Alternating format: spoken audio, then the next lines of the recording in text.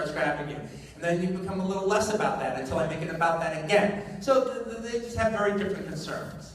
You know, there is this, you know, and also this is the first movie that I've ever done that is, you know, I'm throwing my hat in the ring at least as a bit of a drawing room mystery going on. And one of the reasons I like that is I thought that would work well for the story, and also I actually thought it would work well for an audience, that we haven't really seen a mystery done in a while. So to actually have a group of characters and be trapped in a room with them and trying to figure out who poisoned the coffee could be a lot of fun. So how do you guys like the mystery aspect of it?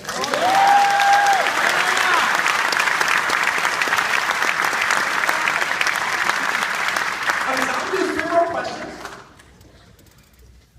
So we'll see. Whose hands are up? There's there. How about you, sir? So I just read this online interview on Hateful. You were talking about you wanting to originally cast Jennifer Lawrence as Daisy, but she was too busy, so that's why you haven't Jennifer. Well, I could imagine her playing Daisy, and I think she's a really terrific actress. So, so we got together and talked about it a little bit. But she was just too busy, and ultimately I did like the idea of casting an older actress. But it was at the very beginning of the process. But I do like Jennifer Lawrence quite a bit, and I can see her doing a good Daisy. So we had a talk. So would you make it better for future films? Oh no, I would absolutely. I think she's like a young Betty Davis. I think she's fantastic. So anybody who works with her is lucky. You, sir. Yeah, you. Great movie, man. It was awesome. I wanted to say that after watching it, it played out like a play. As you were writing it, was that your idea that you wanted to kind of write a movie kind of like a play, and also remember that you wanted to start writing movies?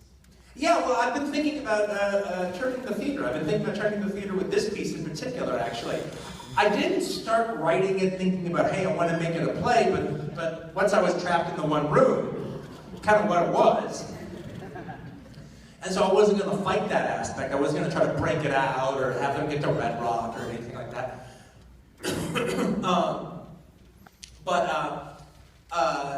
It was interesting though, because I actually had to consider, after I finished this, I go, well, maybe I should do this as a play first. Because it would be, you know, of course I can do it as a movie, and then I do a stage adaptation in a year or 2 later. But then the idea of like, wow, what if I were to like come to Broadway or something with this as a piece of original material? Wouldn't that be interesting? So I thought about it. But, you know, we had a 70mm already kind of set up, and the snow was a really interesting aspect, and it seemed like there was too many wonderful movie things to ignore. But the main thing, though, was I did like the mystery aspect. And to me, if I was going to do it as a play, I wouldn't play the mystery aspect so much. I would never leave Minnie's haberdashery, and it would start with chapter 5. So I was doing it as a play, you would see them show up in the very first scene and kill everybody. And set everything up. And then you would see the characters 2 by 2 show up in the piece. Now, I actually think that's a really good theatrical way to tell the story, and I actually think that would be very exciting. But the mystery kind of goes away. And you can only have the mystery once. So that's why I decided to do it as a film. But I could very well do it in the next year or 2 as a stage play. And I just gave you a preview of how I'll do it. I guess this will be the last question, and I'm going to go with this young gentleman right here. Well, we'll see. We'll see. I couldn't wedge myself in here because it was.